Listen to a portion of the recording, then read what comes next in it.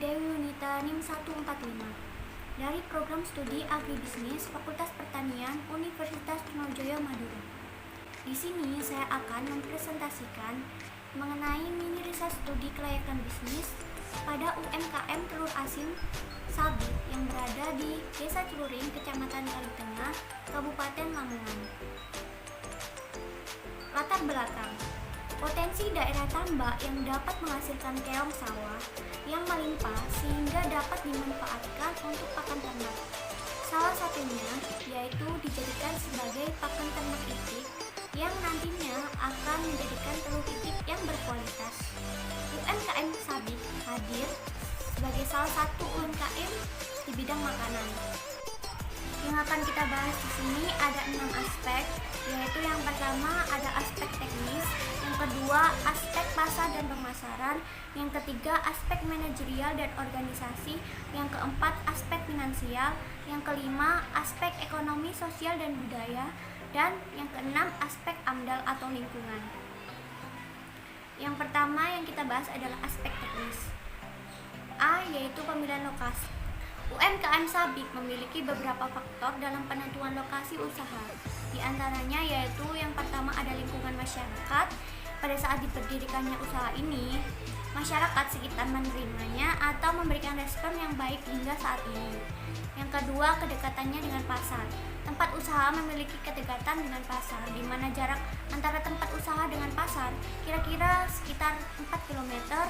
Dua, ada manajemen persediaan, yaitu ada 2, persediaan bahan mentah dan persediaan barang jadi. Berikut ini adalah desain fasilitas dan layout.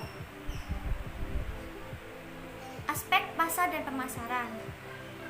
Aspek pasar dan pemasaran ini ditinjau dari strategi pemasaran atau STP dan bauran pemasaran 4P. STP-nya yaitu segmentasi pasar pada produk-produk dijual UMKM Sabit, yaitu kelas menengah atas dan kelas menengah bawah.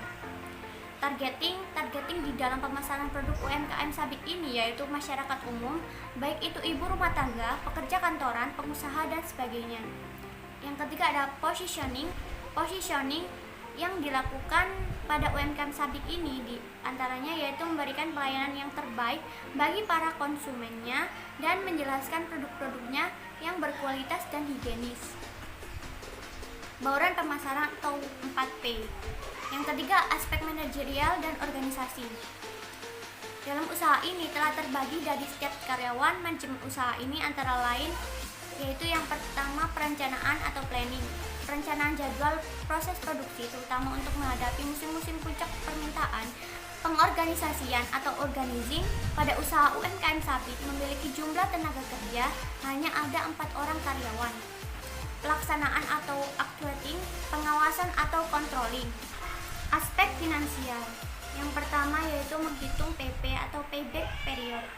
Dari perhitungan di samping diketahui bahwa modal atau investasi dari UMKM Sabit produk telur asin ini akan kembali dalam jangka waktu 1 tahun 1 bulan.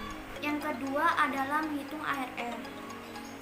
Dari hasil perhitungan ARR di samping diperoleh sebesar 171%, dapat diartikan bahwa usaha telur asin pada UMKM Sabit ini dikatakan layak karena nilai ARR lebih tinggi dari tingkat suku bunga.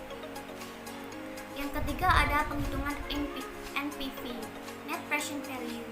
Berdasarkan perhitungan di samping diperoleh nilai NPV sebesar 1.027